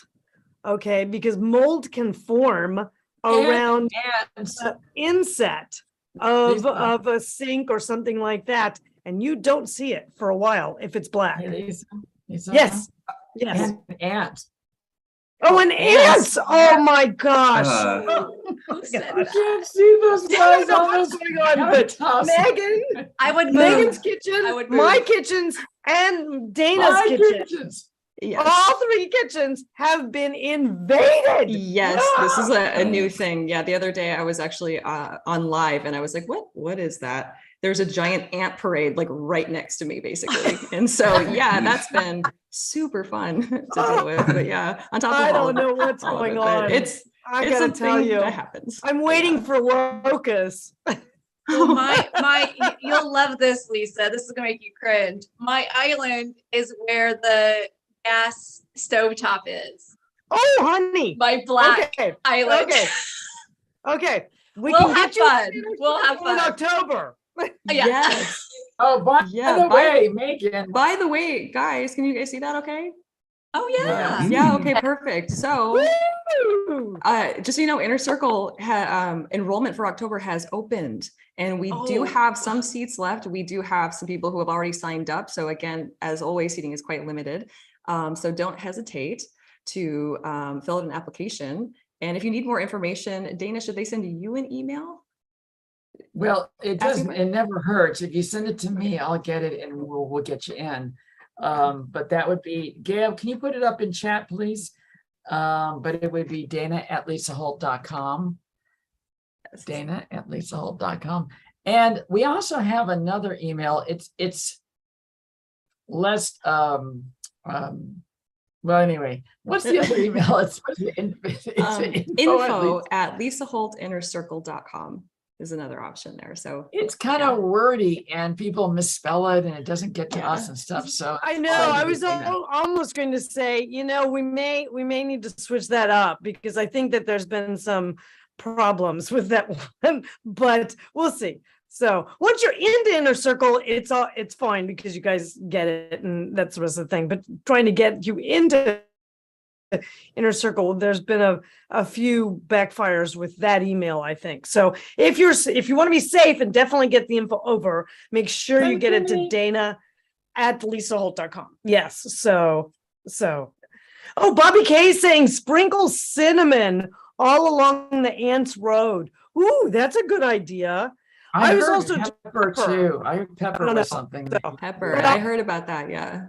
black countertop. So I don't know. If you do that or not. Okay. Well, so let me be clear here, because I seem to be the only person in the entire world who likes black countertops. I love black countertops. I like the way they look. Beautiful.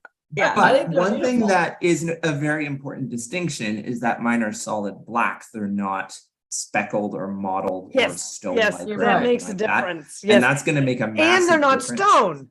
And they're not They're stone. not stone, right? You covered them. Yeah, that's Yeah. that's a big difference, So listen, I've put in, half a mountain full of narrow assoluto over the years because it is that absolute black.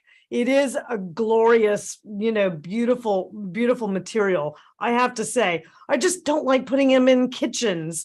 But I love narrow assoluto in other places. So because it is, you get that black sky, that midnight no moon black that is so insane with that granite, which is absolutely gorgeous. But it's not my choice. So and it's not my choice to live with. I think So- that some of the most beautiful kitchens are black, but I get it, and I would never do one because of that exact. Oh reason. yeah. Oh no. Listen, the rise of the black kitchen, they're very sexy, guys. But if, in my personal opinion, if you cook for, a family of 14, maybe skip it. Make it a black powder room. What are you talking instead. about? Family of 14? Family of anything. It's Family of anything. Yeah. Right. So 14? You mean it's okay if you have 12? Or 14? No way, I'm 14. I Oh really my like. God. There's I a guess question that's a topic in- that Oh, we'll sorry. have to discuss when I do my second Inner Circle, when I'm already building. Yeah, because Yes. since I want a no kitchen, I did want the perimeter to be hidden and a darker countertop to hide the cooktop. So Yeah, so I guess that's Yes. my list for the second one. Yes, I love it. I love it. That's absolutely true. This is true. I remember looking at your kitchen thinking, oh, we're going with something dark over there. Okay. So Yeah. yes, we can make that work. We just have to choose the right material and we have to light it properly. So Okay, as do long that as you've again. got tons of light coming over there. Oh, yeah, and I did my last inner circle.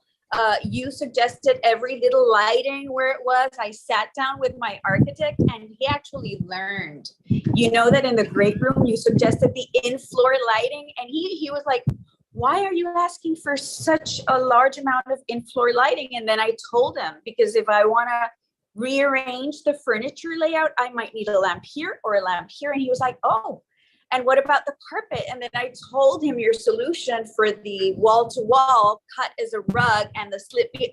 So he was almost taking notes, but he was like, and then the next question he had, did you ask your designer about this other issue?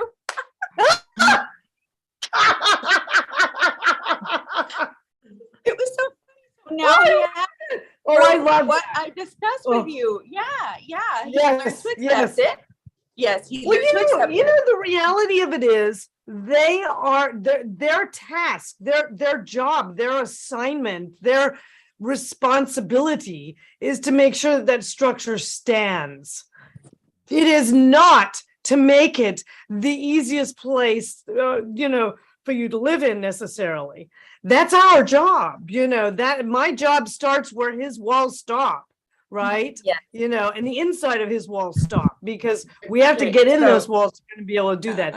And actually, it's interesting because Sonia's structure is a concrete structure because she's in PR and they get a lot of storms. So we're building something that is concrete there. So we have to really get all of our roughs right the first time. So I'm glad you enjoyed that. What was that, Dana? I'm sorry. Lisa, I was just going to say we have about 10 minutes, and I know Megan has. Oh gosh! So we need to.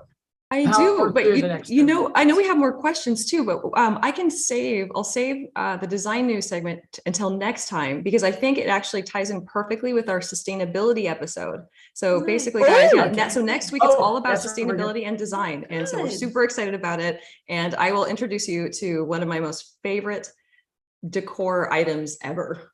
So we'll be on the lookout for that. But I think we have more questions. That out. I do. Yes. Let me find. This is from, and I don't know if she's here today or not. Nicole.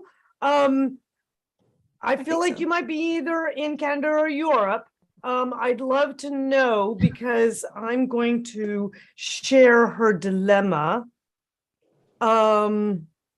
Let's see here. Okay, so we have this and share screen. And she says that she's finally getting around to starting a project. Oh, I didn't share. I'm sorry. She's finally getting around to starting a project. And it's going to be, she's renovating her bedroom. Okay, so we're going to start there. And the bedroom's in the attic. So this is the space that she's going to create a bedroom with, which is going to be her retreat from her for her date night.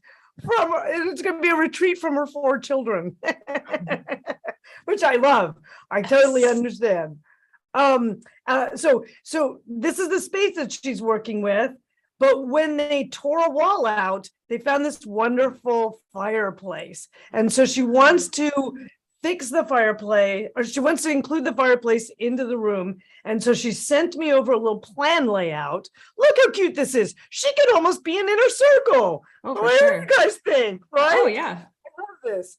And so Nicole, if you're here today, I have a question for you, which is, I'm assuming, that this is going to be your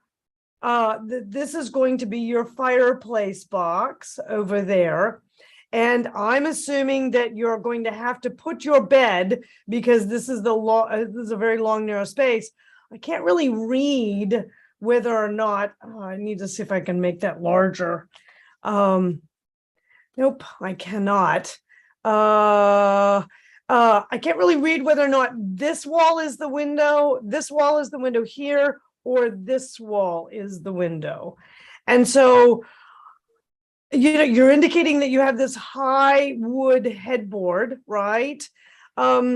If you want to watch one of my videos on bedroom design, there's one video in particular, and Gaia, you're going to need to punch that one up in chat, because I talk a little bit about good solutions if you are forced, which you kind of are in a situation, to put your bed in front of a window. What are you forced to do? Because if this is the window where the bed's going in front of, there's some tricky business going on with this. I'm assuming the radiator doesn't go underneath the window.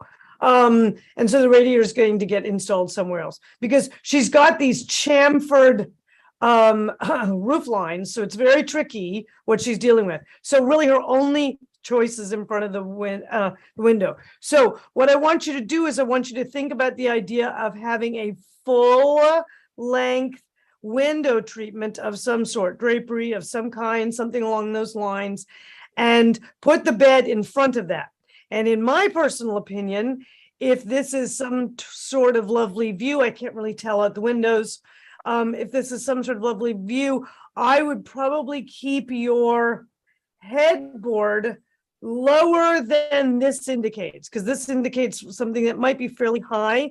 It looks like it might be a platform bed, so you can kind of keep your mattress low, but you might want to lower, find a headboard that has a lower, find a bed that has a lower headboard, just so that when you do have the window treatments open, you're not blocking all of that daylight, okay?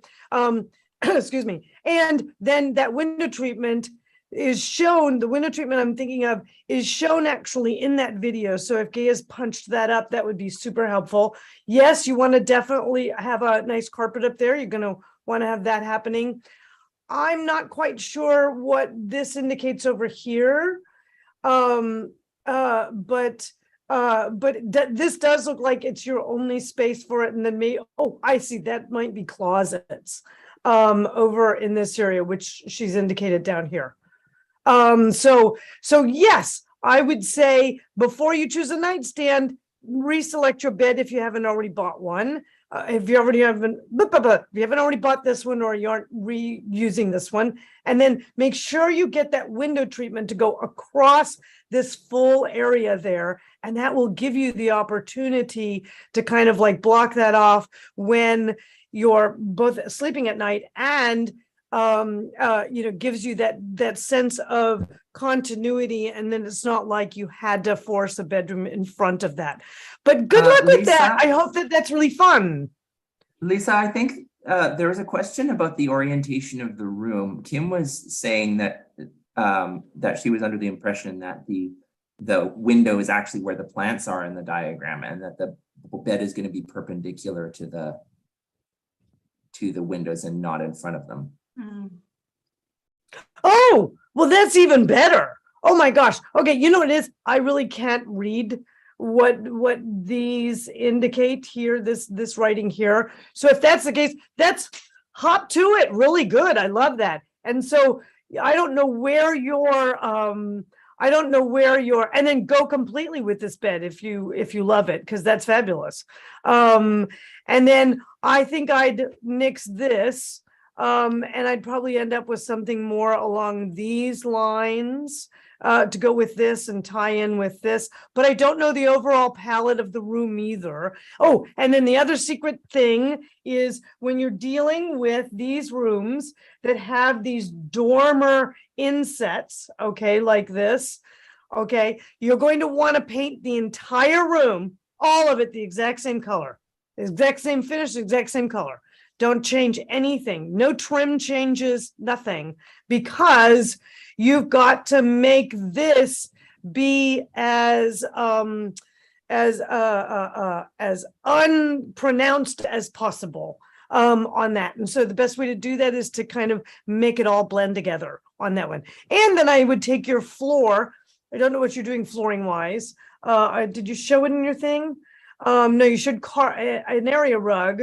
So if you have a wood floor that's going in there, you want to think about darker wood floor, lighter walls and surround, so that it feels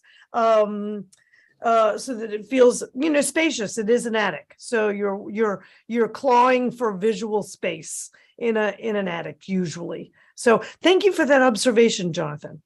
Yeah, and another thing that I wanted to point out, just because there's and Megan, you can help me with this. There was a question in the Q&A that would be really quick to answer, I think, because it was asking about having multiple design styles in the same house. I think that came from Nicole. And I seem to recall that we had a video about mixing design styles. Isn't that the case? Am I wrong about that? Yes.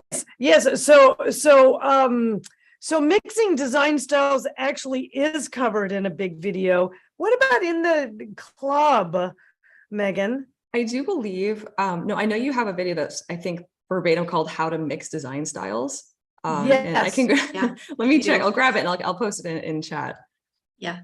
Oh, that would be great. One's Yes. to mix and one's to never mix. Yes. Are the videos. Yes.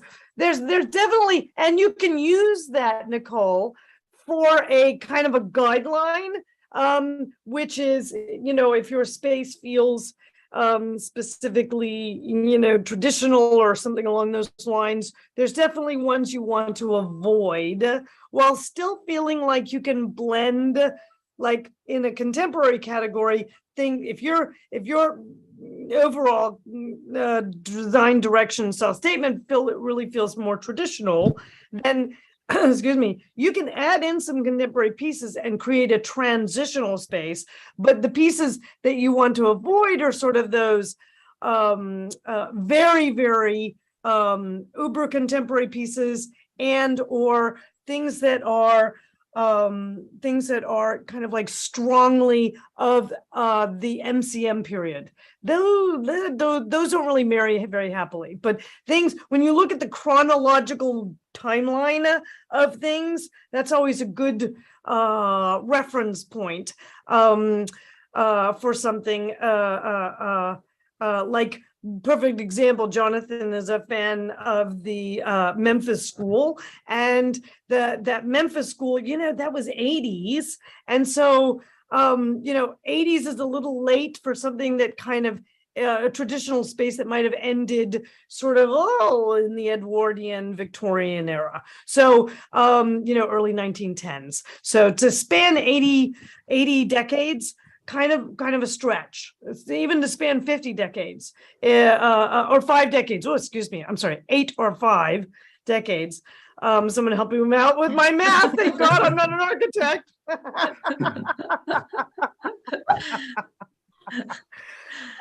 So check out that video. That would be very helpful. Oh, and then I have one more question from Michelle, and this is very fun, because this is a little bit of if you were here last week, was it last week, a week before? I have no idea. Gosh, I've missed. Whoa, we were dark last week. Oh, yes. Okay. So let me do this. We were dark last week. You might have missed.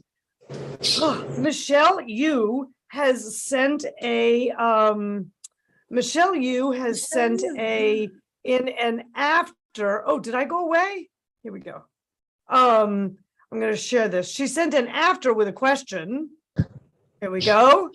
And this is her after room. And some of you might remember this. This was a bedroom that she wanted to take super, super dark navy as such.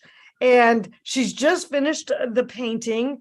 And then, Michelle, what was the question? Window treatments. What does she do for window treatments here? So I'm going to ask the panel, what would you do with this lovely bay window here?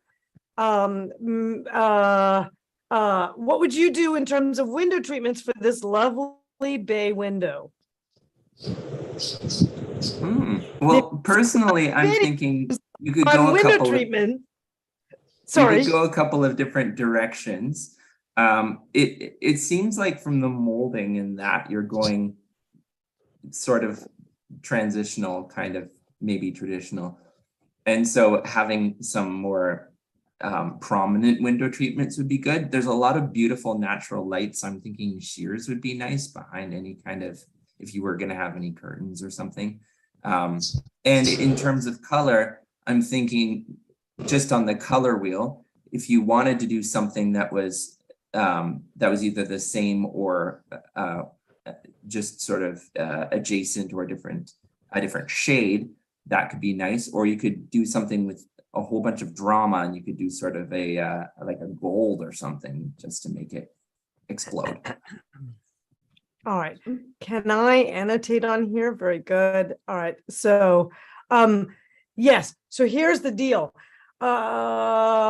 She has a lot of detail in her ceiling that she has left white on purpose. One thing that I have to mention to her is that, Michelle, you need to paint this surface navy blue, okay? Because this little slit is not a ceiling, all right? And you want it to feel like part of the rest of the space. So one little tip is to paint this section out. And then that way, the only things that are white are the ceiling and the window trim, right? And the baseboards, of course. So here's what I suggest often that people should do in bay windows, because drapery can be a little tricky to get either a bent rod or angled rods. And so what I usually recommend is either Roman or roller or a combination of the two in a space. And I kind of liked Jonathan's suggestion, which was the idea that if you wanted to go with something kind of poppy and important for this window, you could actually do a small roller shade that was in a solar roller shade, okay, that would give you the ability, it's a bedroom, it would give you the ability to have privacy if you need it, Michelle. I'm not sure if you do need it. I do see a nice big bush out here, so you might have not a problem with privacy. But if you wanted to have that, you could have that with a solar roller shade that goes on an inside mount. And then what you could do was an outside mount Roman shade that started 3 of them, right? That sit right there together. Okay. And then, fold down on each window and stop here, right? Which would be absolutely, actually, if I'm doing an overmount, I would stop it here. Stop it there. And that could have a blue effect if you wanted it. That could be a white one. It kind of depends upon where you're going with the rest of the space. And I know you've shown us some pictures of the furnishings before, but I think we're just going to let this story keep unfolding. So Michelle, if you're willing to, we're going to keep talking about your project as you come along here, because this isn't quite big enough for an inner circle option, but we can get her further in the Q&As. So I love that option. And how beautiful is the blue room, guys? Oh my gosh, it's really, I love it. Yeah, I thumbs up on that. If you were looking for a yummy midnight retreat, oh, how beautiful is that? So good job. All right, so let me do this and stop sharing. All right, good. Okay. Oh gosh, we ran over 12 again. Yeah. I don't know how we do this. We covered a lot. And I still have more questions, but we did cover a lot. That's absolutely right. Okay. So actually, I have one more question. And I'm just going to say to her, Trisha, thank you so much for submitting it. But honey, you have a very complex project on your hands. I would highly recommend that you send an email in to Dana. Maybe we can get you in for October onto Inner Circle, because it is way too convoluted for me to be able to get to you in a Q&A. It's just huge. So, but thank you for sending it in. And I'm so glad you did, because it looks like it's going to be fun. Anyway, sorry. You guys, Q&As are great for, a hit and miss question and that type of thing. But if you're doing a project and you're knee deep into it, and Sonia will tell you about that, right? Inner circle is where we really get and we dive into your projects, and we actually really everybody kind of dives into your project, everybody who's in the course, and we all are there to help you get your project to be as perfect as it possibly can be. And you would say that inner circle is a good experience for you, Sonia, right? You just finished. Oh, absolutely. Not only because of the design, the tools that they're giving me, the words, the terminology to work better with my CG and my architect, but also the social aspect of it. I'm recently retired, as they all know. And this gave me like the group of friends who got together every week, and I really looked forward to it. And if you were ever feeling lonely, just join this group because it gives you a sense of purpose, a sense of community. And I miss them already, but I think it was very valuable. Yeah, it was really, really valuable, not only in terms of design, but personally for me. Yes. Yeah. Awesome. We love that. We honestly, we love that. And we do miss you guys. I feel, Megan and I talk about this all the time. We feel like that those projects become like our little babies, right? And like I was just thinking the other day about someone who was in our very first inner circle, and I'm going, gosh, I haven't heard from her, and I wonder how that bedroom is turning out, because she was right about to start the bedroom. She was in new construction as well, just like you. She joined us halfway through all the framing. And so it was kind of like, oh my gosh, we made some very quick changes on things. But I know she was very happy with all the changes that were made. So I kind of miss that. I like, I want to see how the babies are coming along. Well, anyway, I was going to say, wonderful. Yeah, thank you, Sonia. And I was going to say, so we did officially open up because our September is in, and we officially opened up October, which starts on October 1st, guys.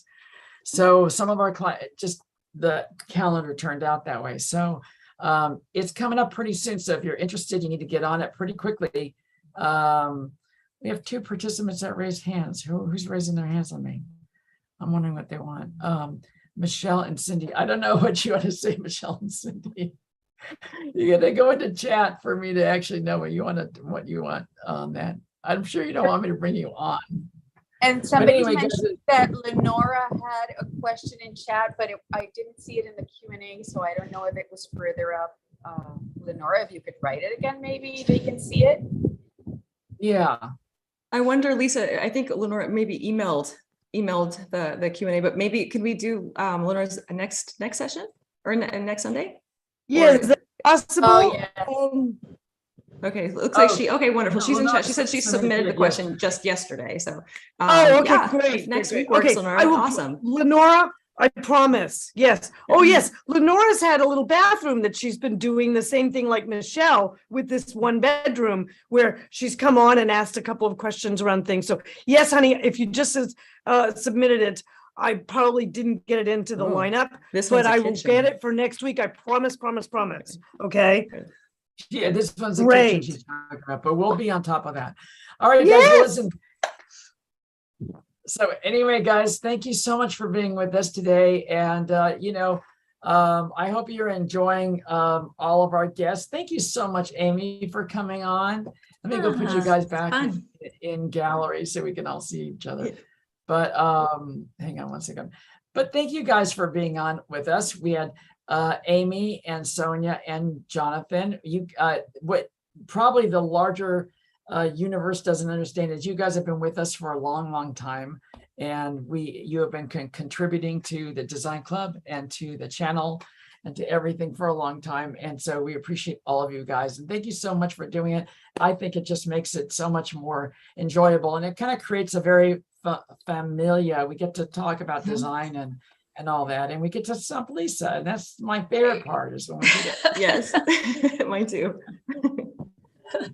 Anyway, so remember, we have an inner circle starting in October. We do have we have a new one starting like in 45 minutes, Yes, maybe yeah, we we'll- do. I know we've got our September class, our first class in 45.